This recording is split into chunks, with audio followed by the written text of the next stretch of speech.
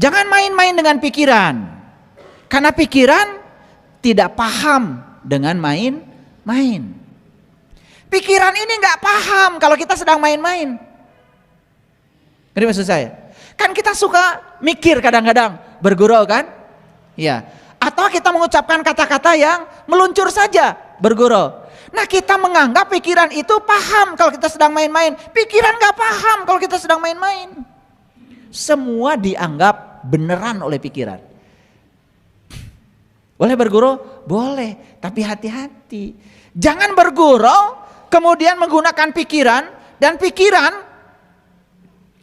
diberi energi oleh kita. Maka walaupun itu gurauan mungkin bisa menjadi kenyataan. Misalnya kita bergurau, ya kamu jatuh nanti. Bergurau, gimana kalau jatuh beneran? Karena pikiran tidak tahu main-main itu. Kamu main-main, tapi pikiran tidak tahu kalau itu main-main. Maka jangan main-main dengan pikiran.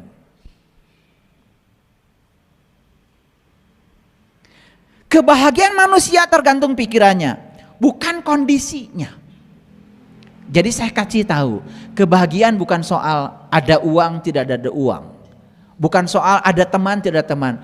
Kondisi itu sebetulnya tidak berkontribusi apa-apa terhadap kebahagiaanmu.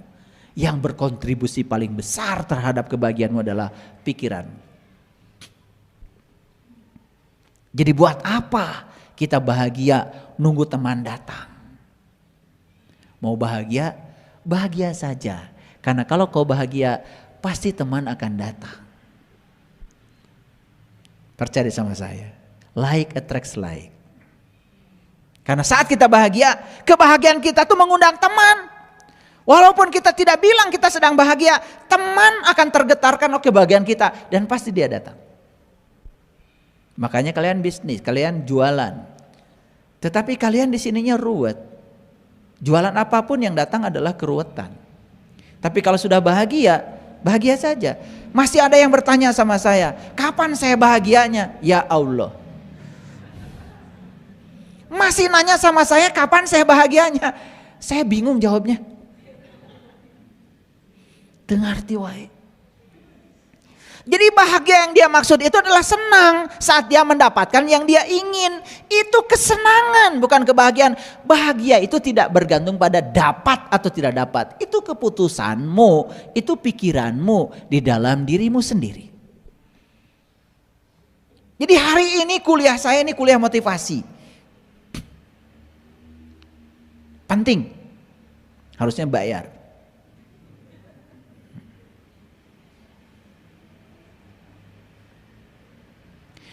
Pikiran buruk lebih buruk daripada keadaan itu sendiri. Nih, lihat saya. Bandingkan yang ada di pikiran dengan kenyataan.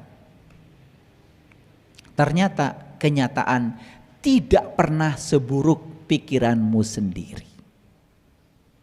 Makanya coba lihat, orang yang berprasangka buruk pada orang lain, yang dia prasangkakan belum tentu kenyataannya seburuk yang ada di pikirannya. Kamu aja bikin teter di pikiranmu seburuk itu. Sadar? Pikiran tuh begitu mengerikan. Kalau kita menutup diri dan tidak mau membuka pikiran, kita akan menjadi orang yang tak pernah bisa belajar apa-apa.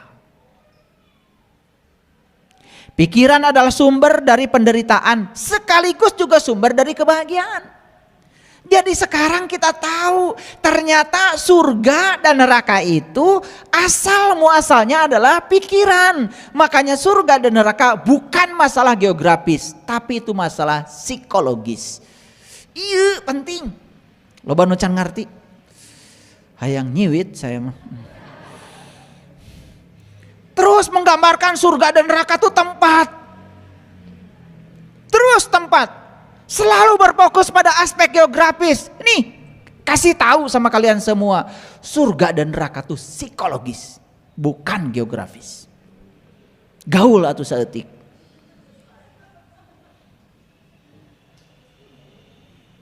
Paham ya? Jadi kalau surga dan neraka itu psikologis, psikologis itu hubungannya dengan mental, mental hubungannya dengan pikiran. Makanya saya berani mengatakan keburukan Penderitaan dan kebahagiaan, dua-duanya produk pikiran. Sekarang masalahnya pikiranmu mau terus-menerus memproduksi penderitaan. Allah itu tidak pernah bikin neraka. Dan Allah juga tidak pernah bikin surga. Penderitaan dan kebahagiaan sudah dikasih alatnya oleh Allah. Pikiran. Allah mah cuma ngasih alat. Nih alatnya. Ini goloknya. Mau kau pakai menebas orang, risikonya begini. Mau pakai untuk ngambil kayu bakar, risikonya begini. Gitu saja. Allah tuh begitu, hanya katalisator. Paham? Oke. Jadi kebahagiaan dan penderitaan di mana? Masih ada yang menderita sekarang? Enggak. Kalau sudah tidak menderita berarti kalian sudah bahagia. Bahagia. Menderita enggak? Enggak. Bahagia. Bahagia. Enggak percaya saya. Harusnya ya bahagia. Ya kelihatan sebetulnya, nggak usah dijawab. Karena di sini saya lihat yang masih menderita dengan yang sudah bahagia kelihatan. Jadi masalahmu adalah pikiran. Tidak ada pekerjaan yang berat. Berat atau ringan hanya ada dalam pikiran. Betul? Kalian kan suka begitu. Wah, ini pekerjaannya berat. Ini pekerjaannya ringan. Saya kasih tahu ya, berat ringan itu pikiranmu.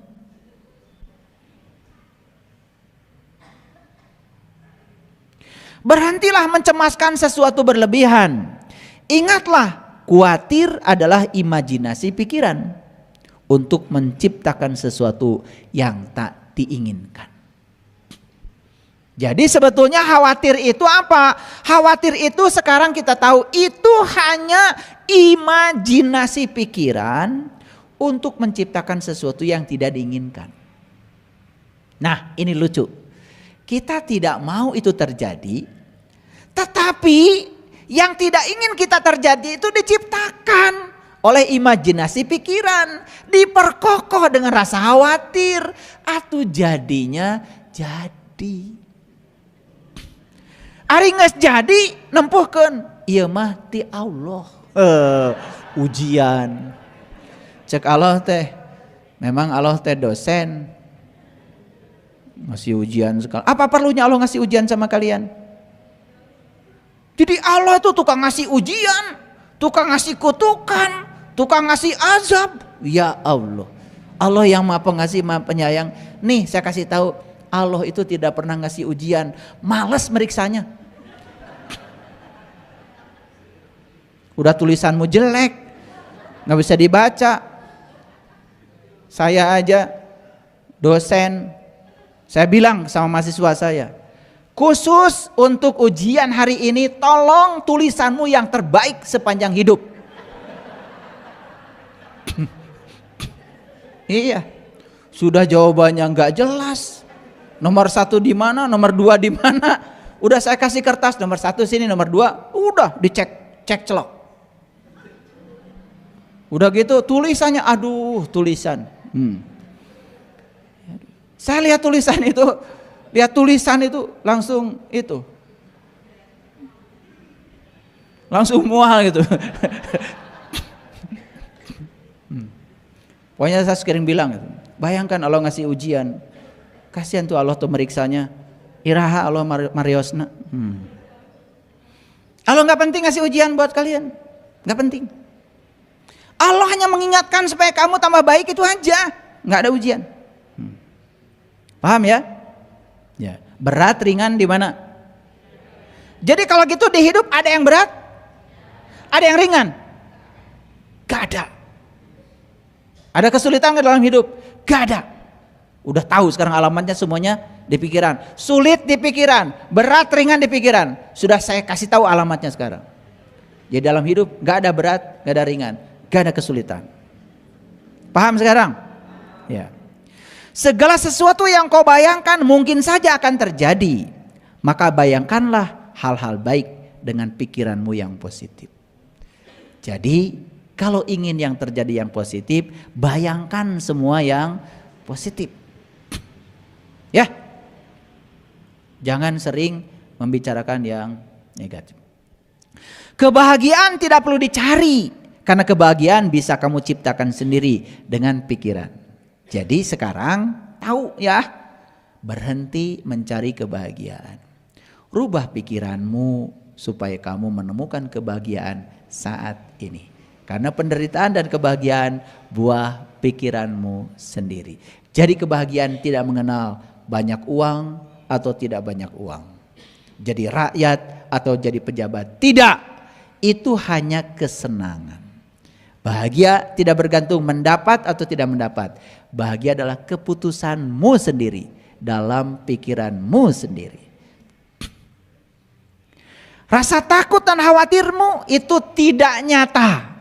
Paham? Paham? Tidak nyata itu. Itu imajinasi tadi. Itu hanyalah imajinasi yang menakutkan dalam pikiran yang kamu buat sendiri. Jadi siapa yang suka menakut-nakuti kamu? Siapa? Siapa yang suka menakut-nakuti diri kita? Pikiran siapa? Pikiran kamu, bukan pikiran saya. Ya, jadi sekarang tahu yang suka nakut-nakutin saya ternyata saya sendiri. Tah eta setan teh. Ya, tes benak ayeuna masang setan. Nah eta. Sok nyingsieunan setan mah. Betul? Iya. Eta. Pakai kerudung. Pakai peci. Pakai jam tangan. Beunghar setan teh segala gaduh. Ya, di lipstick. Sok dandan setan oke. Sarua juga jelema. Sok mandi. Iya setan. Sok hambur-hambur cai sarua. Jadi pikiranlah yang membentuk emosimu. Emosi mempengaruhi keputusanmu. Lalu keputusan menentukan hidupmu. Itu jalurnya. Pikiran membentuk emosi. Emosi membentuk keputusan. Keputusan menentukan hidupmu. Jadi tetap saja sumber awalnya adalah pikiranmu. Betapa seringnya kata-kata yang salah telah mengarahkan seseorang kepada pikiran yang salah. Ya, karena kita ini ya hampir tidak menyaring setiap kata-kata. Sampai hari ini saya perhatikan orang pidato pasti kalau doakan orang lain pakai mudah-mudahan. Karena kita ini pengikut, follower. Padahal mudah-mudahan tuh mudahan diulang 2 kali kan jadi bohong. Ya sama aja dengan mobil-mobilan. Saya nggak tahu itu siapa orang pertama kali yang menciptakan mudah-mudahan. Pengen ketemu saya sama orang. Makanya kalau kalian doakan anak-anak, semoga masih sering dengar saya tuh murid saya ngomong mudah-mudahan, pengen nyubit. Pikiran itu sangat berharga. Pikiran memiliki kekuatan untuk membuka kemungkinan yang tanpa batas. Jadi kenapa kita selama ini hidupnya terbatas? Siapa yang membatasi itu? Pikiran. Padahal pikiran ini memiliki kekuatan untuk membuka kemungkinan yang tanpa batas. Itu hebatnya pikiran. Para sahabat, kita sering mendengar dunia pendidikan. Katanya dunia pendidikan itu sedang mencerdaskan bangsa. Betul? Nah, betul apa tidak? Tujuan pendidikan itu bukan untuk menggantikan pikiran yang kosong, tetapi untuk menjadikan pikiran yang terbuka. Lihat saya semuanya. Selama ini anak-anak kita pikirannya itu diganti oleh pengetahuan. Lalu disuruh menghafal ini, menghafal itu, menghafal ini, menghafal itu. Inilah sistem pendidikan yang tidak pernah akan membangun kesadaran. Hanya membuat anak-anak kita menjadi apal cangkem. Hanya menjadi para penghafal yang tidak ada maknanya. Makanya tujuan pendidikan yang sebenarnya adalah membangun pikiran yang terbuka. Ini tujuan pendidikan. Saya bicara di sini. Jadi kalau pikiran seseorang dari hasil pendidikan makin tertutup, apalagi merasa paling benar. Contoh, mohon maaf. Ada kan pendidikan agama. Kalau dia belajar agama, pikirannya makin tertutup, merasa paling benar, semua orang lain salah, bahkan menghalalkan darah orang lain karena dia paling benar, itu sudah gagal pendidikan agama. Harusnya pendidikan apapun membuat pikiran makin terbuka, bukan mengisi pikiran kosong dengan pengetahuan. Saya kasih tahu ya, anak saya belum hafal Iqra, anak saya belum hafal juz amma, tenang aja. Kalau pikirannya sudah terbuka, apa yang salah? Daripada dicekokin hafalan banyak, makin tertutup. Begitu dia hafal juz amma, mulai dia mendikte orang lain. Kasihan katanya temannya nggak hafal juz amma. Itu kan udah salah, sistem pendidikan yang salah. Dan selama ini sistem pendidikan justru membuat anak-anak kita semakin tertutup. Kan dicekok anak kita supaya merasa paling benar. Betul nggak? Di luar dirinya semuanya salah. Ini sistem pendidikan yang keliru. Makanya kalian saya kasih tahu berkali-kali, ketemu saya bahaya. Ya kan? Karena begitu bertemu saya, pikiran kalian akan terbuka. Karena selama ini pikiran kalian tidak bahaya, karena tertutup, merasa paling hebat. Bertemu dengan saya, kalian bahaya karena pikiran kalian jadi terbuka. Bahaya nggak? Bahaya. Terkadang bukan rasa sakit yang membuat kita menderita, tapi pikiran negatif tentang diri kita yang membuat segala sesuatu menjadi buruk. Pernah nggak mendengar kata-kata saya? Sakit itu alami dan rasa sakit itu ada. Saya juga pernah sakit, tetapi penderitaan karena rasa sakit itu pilihan. Di sini milihnya.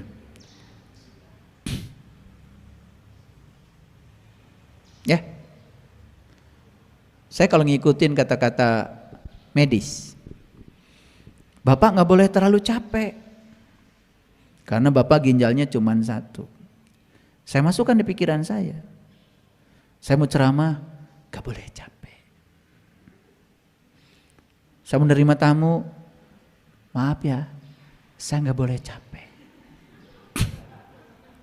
Mau milad, online saja miladnya, karena saya gak boleh capek.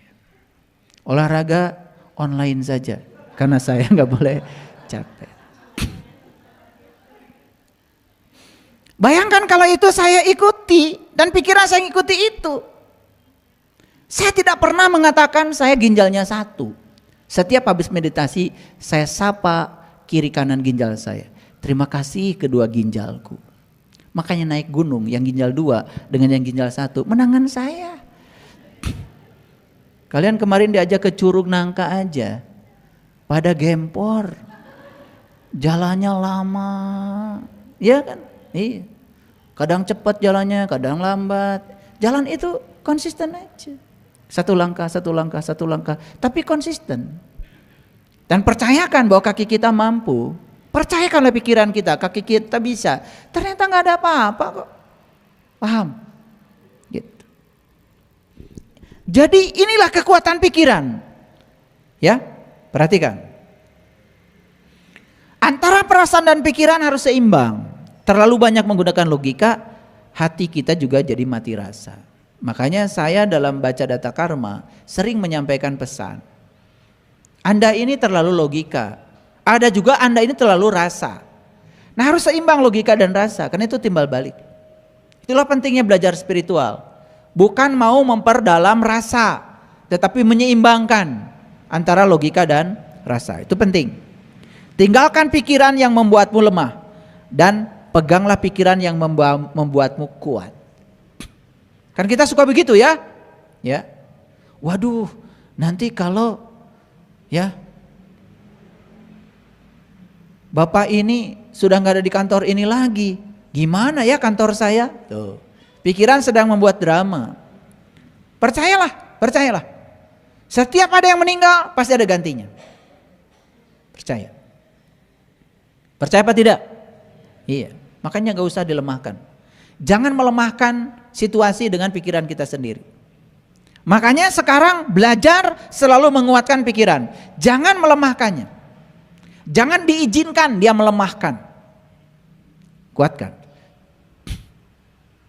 Kan suka begitu. Betul?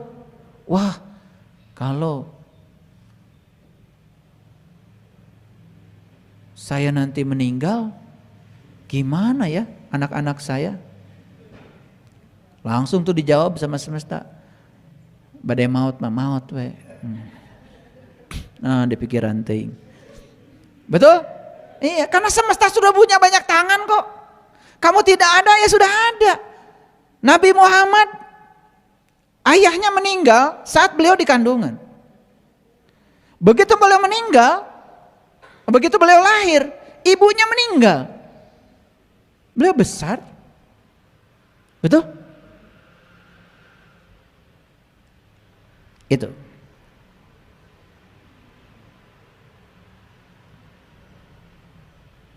Jadi sebetulnya apa hidup itu kalau begitu? Yuk baca ini. Semua membaca dengan hati. Hidup adalah belajar menerima apa yang kita tidak suka dan belajar melepaskan yang kita suka. Selama ini hidupmu seperti apa? Jujur ya, hidupmu selama ini belajar melepaskan yang tidak suka. Perlu belajar gak?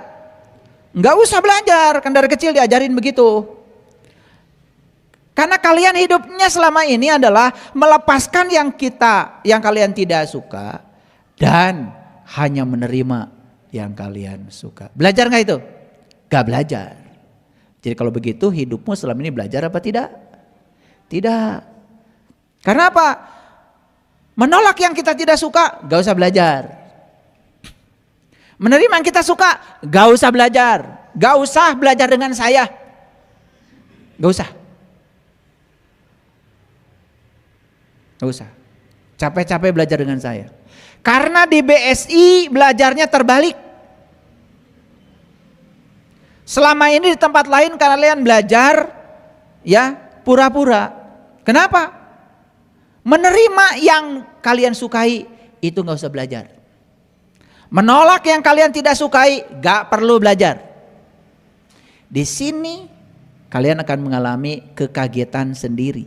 Karena di sini diajarkan untuk menerima yang tidak kalian suka. Dan diajarkan melepaskan yang kalian suka. Terasa? Ada BSI peduli. Melepaskan kan? Melepaskan. Ternyata bahagia juga ya ketika kita melepaskan. Lihat foto orang lain yang gak sekolah bisa sekolah. Lihat foto ibu-ibu yang di panti jompo nerima uang gak seberapa dari kita, bahagianya luar biasa. Ternyata hidup kita jadi penuh dengan sukacita ya kalau melepaskan. Cuman pikiran saya yang mengganggu, kalau melepaskan takut kita rugi, kalau melepaskan takut berkurang. Ternyata melepaskan tidak pernah rugi. Dan setiap melepaskan selalu akan menerima. Jadi yang harus belajar apa? Menerima yang kita tidak suka. Itu belajar. Dan melepaskan yang kita suka. Itu belajar. Berat kan? Salah sendiri ngaji di sini. Menerima yang kita suka biasa. Melepaskan yang kita tidak suka juga biasa. Itulah esensi berperang dalam ayat tadi. Jadi perang di ayat yang tadi itu bukan perang melawan orang lain dan melumpuhkannya karena berbeda. Tetapi perang yang sebenarnya adalah, lihat saya, yang diwajibkan di Quran surat Al-Baqarah 216, wajib kamu berperang. Makanya kan ayatnya itu tadi terintegrasi. Boleh jadi apa yang kamu suka buruk bagimu. Boleh jadi apa yang kamu tidak suka baik bagimu. Inilah perang. Jadi perang kita itu sebetulnya adalah belajar menerima yang kita tidak suka dan belajar melepaskan yang kita suka. Ini perang yang diajarkan Al-Quran.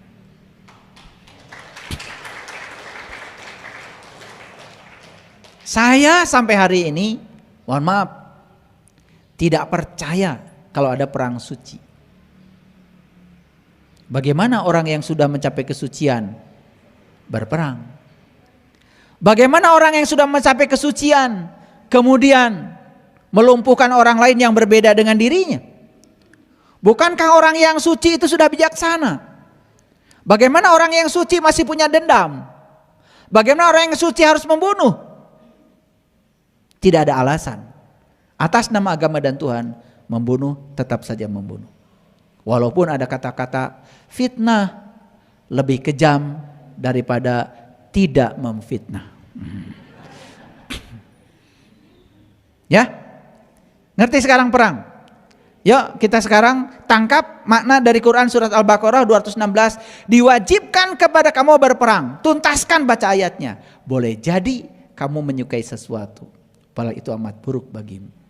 Boleh jadi kamu tidak menyukai sesuatu, tapi itu amat baik bagimu. Jadi perangnya apa? Perangnya adalah belajar menerima yang tidak disukai dan belajar melepaskan yang kita sukai. Itu perangnya. Setuju? Jadi Quran itu tidak mengajarkan terorisme. Quran itu tidak mengajarkan kekerasan. Quran itu mengajarkan kelembutan. Makanya saya buka kajian kita hari ini dengan apa? Start the day with love. Feel the day with love. Tuhan membuka Quran surat Al-Fatihah dengan Ar-Rahman Ar-Rahim. Dan mengisinya dengan Ar-Rahman Ar-Rahim.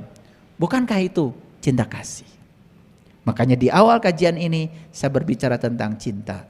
Cinta bukan rasa perasaan, tapi cinta kekuatan positif yang semua bisa membuat semesta ini tercipta. Ya, gitu. Jadi saya selesaikan dulu. Makanya bagaimana kita bisa berperang? Bagaimana kita bisa berperang? Sebenarnya perang kita dengan siapa? Kapan kita berperang untuk menerima yang kita tidak suka? Dan kapan kita sukses menerima yang kita tidak suka? Kapan? Saat kita sudah selesai dengan pikiran kita sendiri. Saya kasih tahu nih para sahabat, semua konflik kalian dengan orang lain karena kalian masih berkonflik dengan pikiranmu sendiri. Kalau kalian sudah selesai, tidak ada konflik dengan pikiranmu, percaya sama saya, kalian tidak akan pernah konflik. Yang ada, kalian akan disukai oleh semua orang. Percaya sama saya, kalian akan disukai semua orang. Makanya yang 5 tadi, cara untuk disukai semua orang. Perhatikan itu. Karena orang yang penuh perhatian pada orang lain, itu orang yang sudah selesai dengan dirinya sendiri.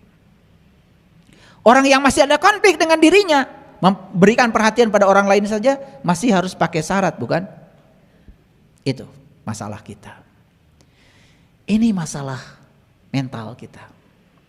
Dan ini yang tidak pernah disentuh dalam kajian-kajian spiritual. Kenapa?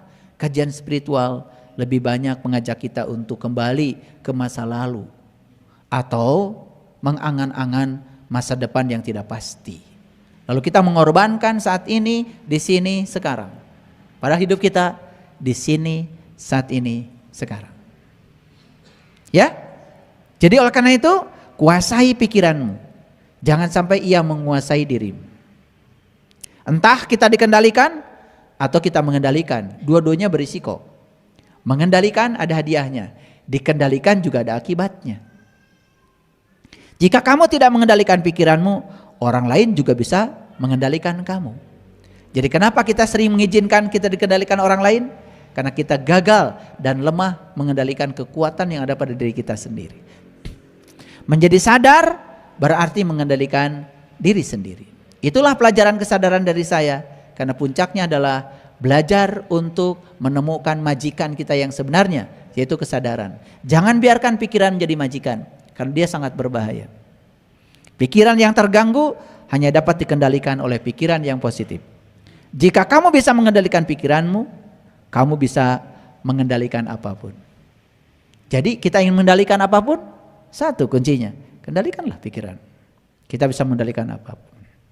Setelah kita menguasai pikiran kita, maka kita akan menjadi orang yang luar biasa. Kita bukan lagi orang biasa. Mau jadi orang luar biasa? Kendalikan pikiranmu. Begitu kau sukses mengendalikan pikiranmu, hari ini pun kau akan menjadi orang yang luar biasa, bukan orang biasa lagi. Pikiran memberikan hasil yang diinginkan hanya jika stabil dan seimbang. Ya, itulah pentingnya.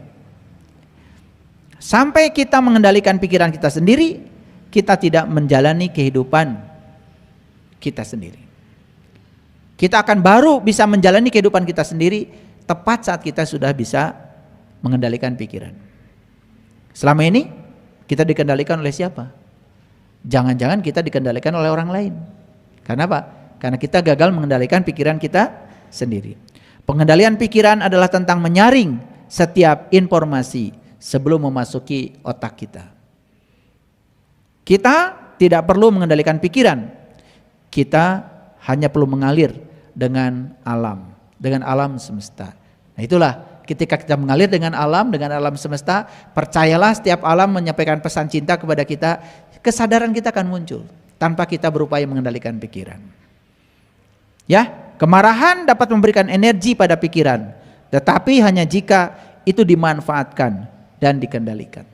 Jadi, hati-hati dengan amarah. Nanti ada episode sendiri, saya mau bicara tentang amarah. Karena hari ini saya tidak akan mungkin, ini harus berkelanjutan.